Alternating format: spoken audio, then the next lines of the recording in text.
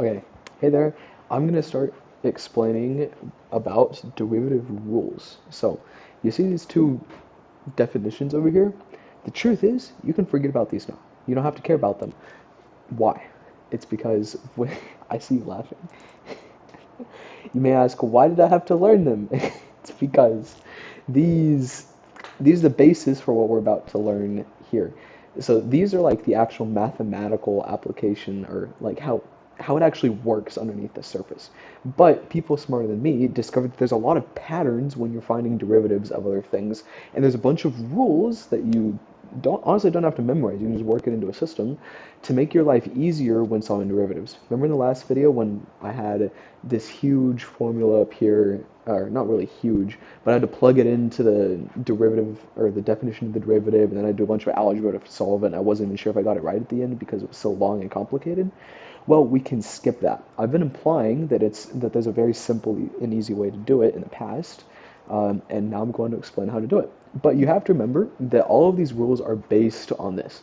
If you take any of these equations and you plug them back into this and solve it correctly, you will get the same result as these rules that I'm about to explain to you. So, these rules, you can kind of conceptualize them in the same way that you did in elementary school when they taught you about the commutative property and the transitive property.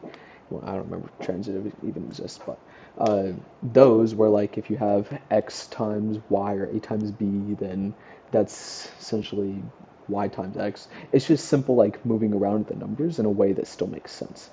And these are just ways that you can manipulate equations to find the derivatives.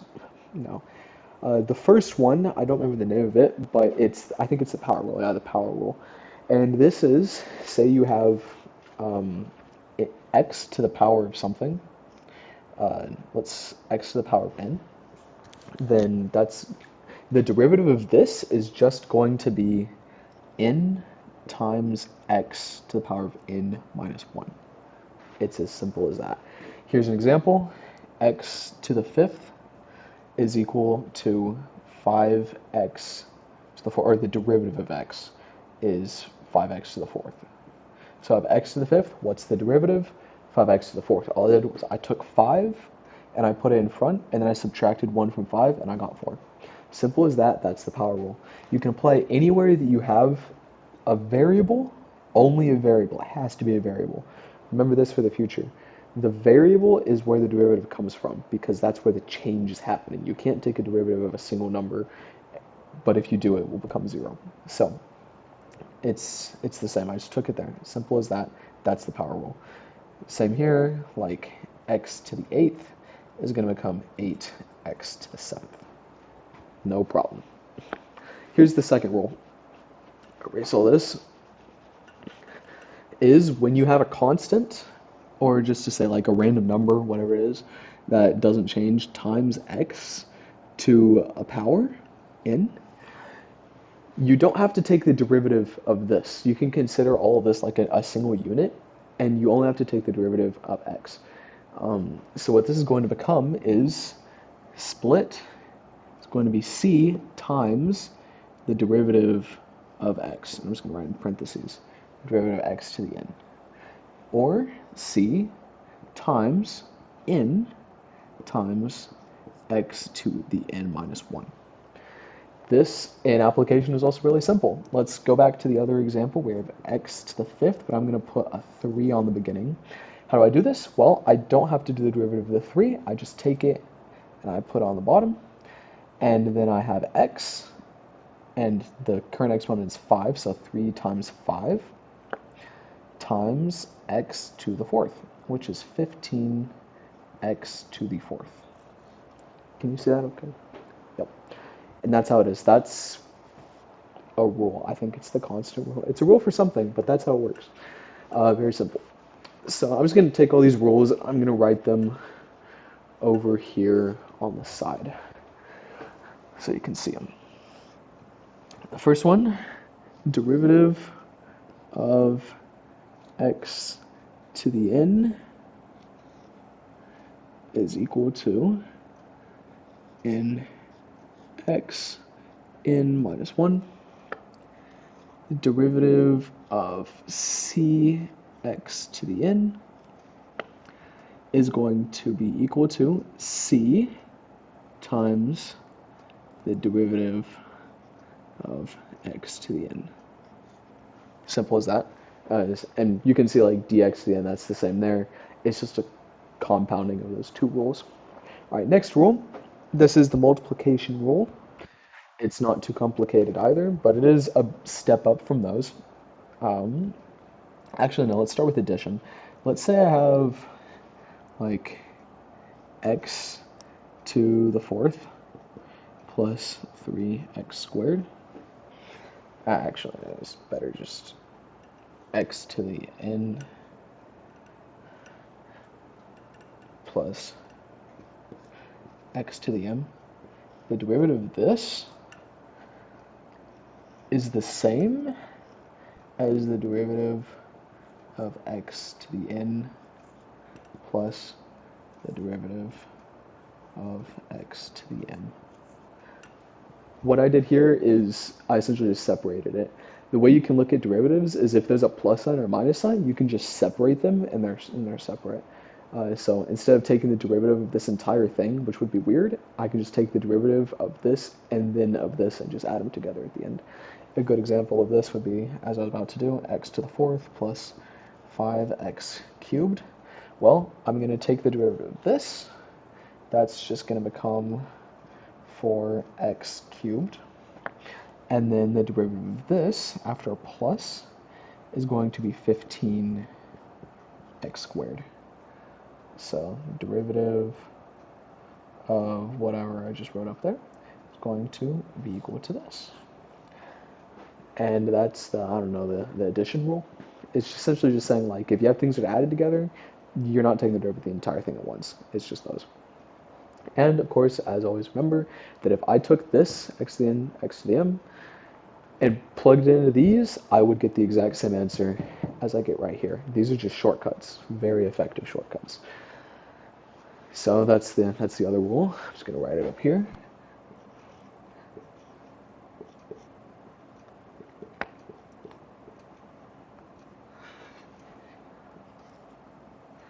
Equals derivative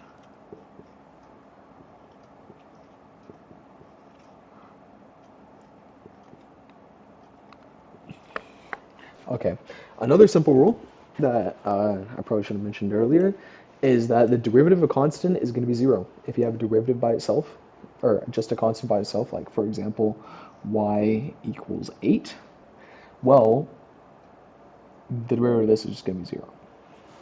It's just going to be y prime equals 0. Now, why is this? One easy way to conceptualize it is that when you're, according to the power rule, when you're doing a derivative, you're just stepping down in the power. So if I have a derivative, or if I have a function that's at like 8, and that's its highest exponent, I can't remember the terminology for that, the next derivative's highest power is going to be 7, the next is going to be 6, and so on. The coefficients are going to change, and whatever else is on the outside is going to change, but this is going to stay the same. So with 8, the next power down doesn't really make sense that it's 0, but that's because of this. If I have a graph, and then I have y equals 8, think about what a derivative is. It's the rate of change. Is this changing? Like, is there even an angle? Like, when x changes, does y change? No. So there's no change, therefore it has to be 0. Which is the same reason that when you have a peak on a curve, the derivative is also 0 because the tangent has a value of 0. Hope that makes sense. So, next little rule, the derivative of a constant by itself, it has to be by itself, not attached to something else. When it's by itself, e equals 0. Simple as that. Next rule. Okay, now it's time for multiplication and division. Say you have something that has a new two things that are being multiplied together, and these are variables or just functions. Like let's say I have x to the n plus c times x to the m minus d, let's say it's another constant. So I could multiply these out, and then it would be x in m or so, and it would just be really weird, whatever it is. There's a simpler way to do it. I'm just going to say that this, let's pretend that each of these are their own function. So this could be function f, and this could be function g. So what it's going to be now is, I'm just going to simply notate it, f times g, the derivative of f times g, or just two different things, like two different whatever multipliers, things that get multiplied together, is going to be the derivative of f, so f prime times g, plus f times the derivative of g. I hope that makes sense and it's not confusing.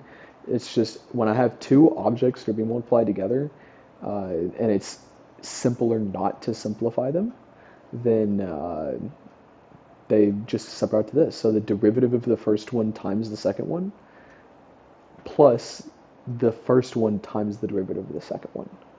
And that's what I get with these prime things. So that's essentially the rule. However, this is not the same for division. Now, in the past, or just like a single rule ago, when I showed you like the plus, like say f plus g, that was just derivative f plus derivative g, and the same went for minus. Division and multiplication are not the same here. They have different rules. So, first I'm going to write this down. Derivative of f times g equals f prime g plus f g prime. And that's it. Now, when it comes to division, let's modify this and say it's x to the m plus d, and it's division. So now x to the m plus d is in the denominator. What this is similar in the sense that it's going to be f prime g minus f times g prime. You have to get that order right. But you're going to divide by g squared. Now, remember I wasn't clear about which one's f and g. So this one's f. The top, the numerator is going to be f. And then the bottom is going to be g, u or g in our little thing. This is the rule. So the derivative of f over g, or come over here, derivative of f over g is equal to essentially that with subtraction minus f g prime over g squared. This is the one where it's a little harder to remember because it's a little longer and a bit more complex, but you'll get it, don't worry about it.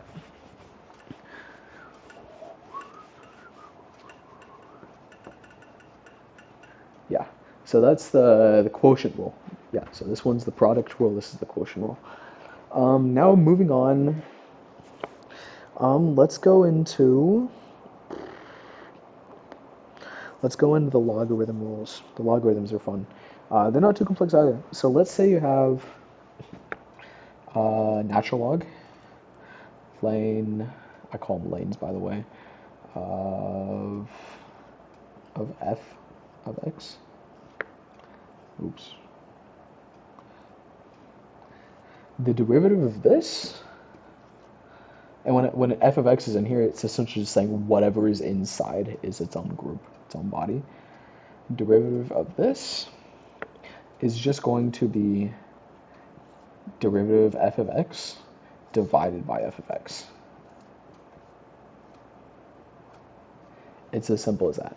Not much more complex. An example of this would be like, let's say I have lane 3x squared. So I can essentially just remove the lane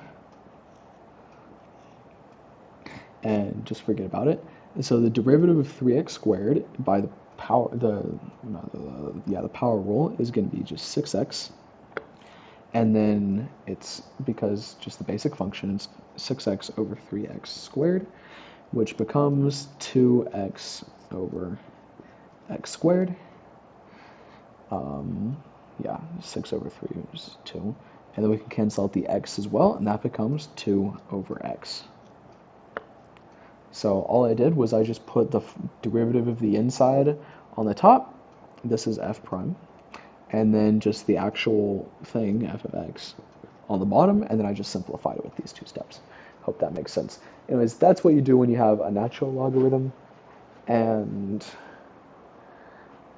yeah, it's a little different with the logs, but I'll get into that in just a second. Write this down. That's pretty small. Derivative of lane of f of x equals f prime x over f of x. Easy as that. Okay, so with logarithms, slightly different. Oh, should probably mention, when you have absolute values, like when it's just the absolute value of all of this, you can actually ignore the absolute value, but you have to remember that it's when x is greater than 0. Like x has to be greater than 0 if it's going to be absolute value. Because lane functions or natural logarithms are undefined at negative x values. So logarithms are slightly different, but they're still pretty similar.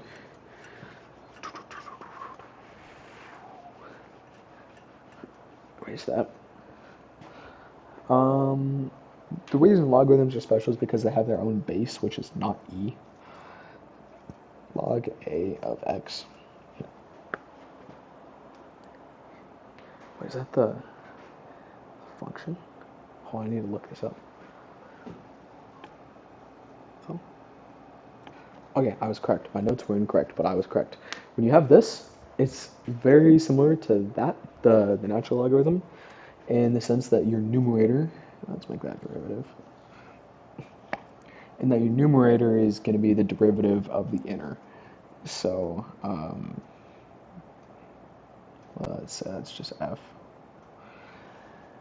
So f prime x, and then you're going to divide by, and this is where it gets interesting, the inner x, or f of x, times the natural logarithm of the base. That's where it gets interesting.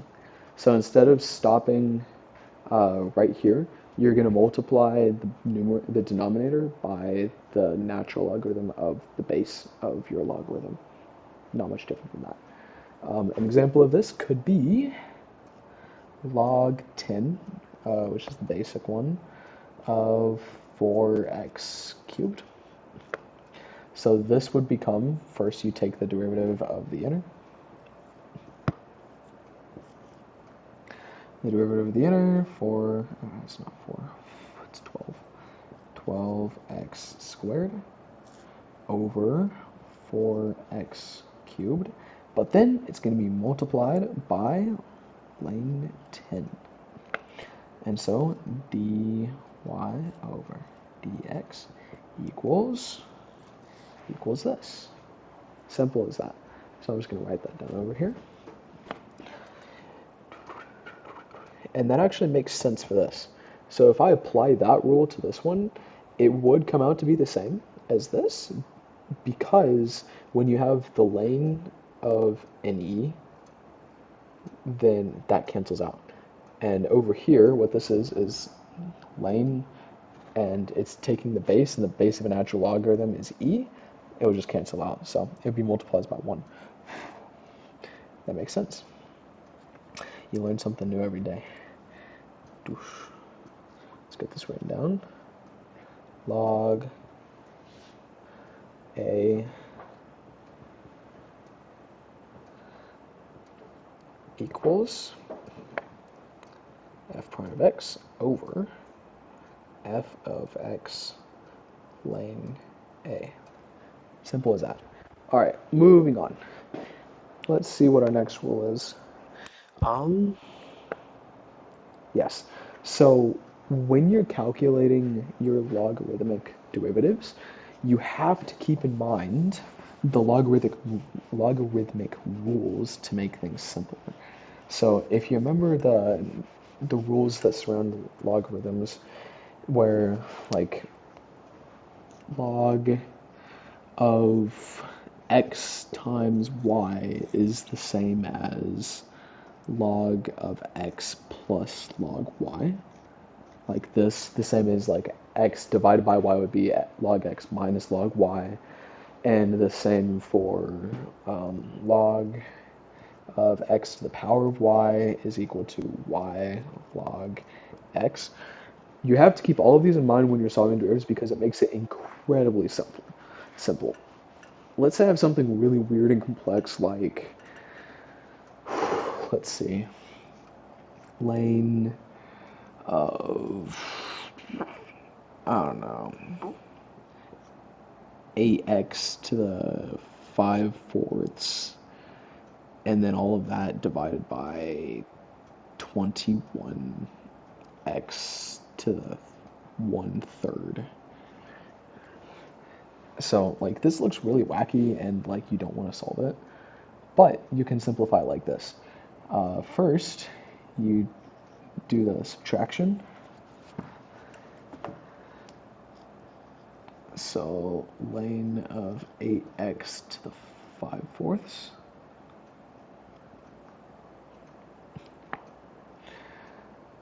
Alright, x to the 5/4.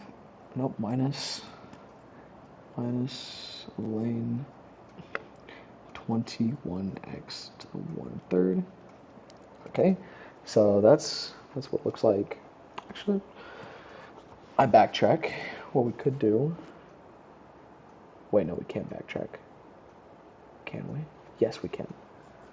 We could do 8 over 21. We just take the numbers out of it. So lane of 21 not times, it'd be plus.